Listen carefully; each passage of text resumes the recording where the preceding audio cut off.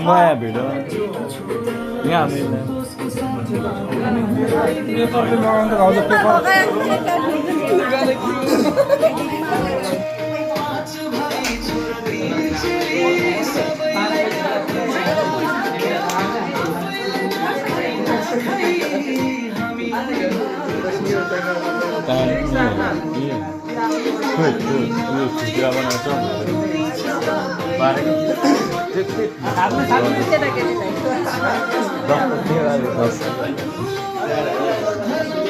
आज यत्रो संगमको दिन छ।